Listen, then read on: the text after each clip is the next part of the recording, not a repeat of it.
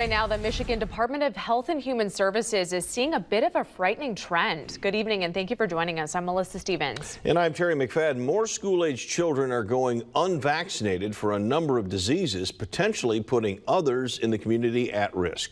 Matt Gotch spoke with a doctor here in town about the importance of vaccinations and joins us now in the studio with more. Matt?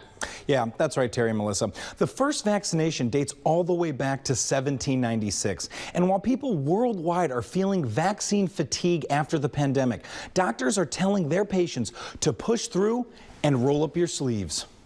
In Michigan and Indiana, students must receive a minimum of 6 immunizations covering 10 diseases unless they receive a waiver. Those waivers cover medical and religious exemptions in Indiana and medical, religious, or philosophical exemptions in Michigan. These diseases include everything from polio to measles. You know, we tend not to think about those diseases because they don't show up because we are vaccinated. So it's kind of this difficult problem where the more we prevent, the less people realize they need them.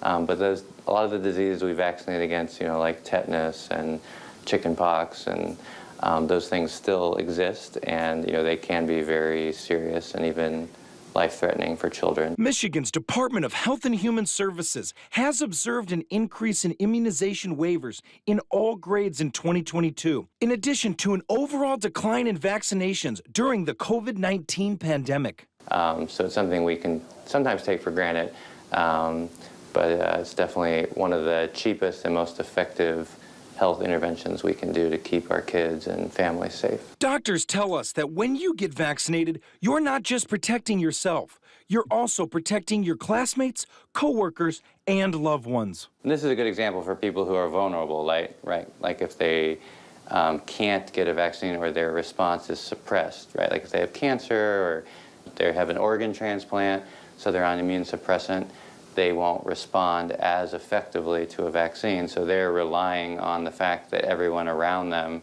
is vaccinated. The Hippocratic Oath states that doctors cannot intentionally harm patients, but Dr. Espesi also acknowledges that parents follow the same protocol when caring for their children. I think every parent, has the best interest of their child at heart. So, I don't recommend any vaccines to my patients that I don't also give to my own children.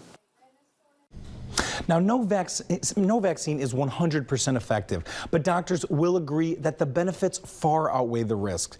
And if you're worried about getting yourself or your child immunized, consult a trusted medical professional. All right, Matt Gotch live for us in the studio tonight. Matt, thank you.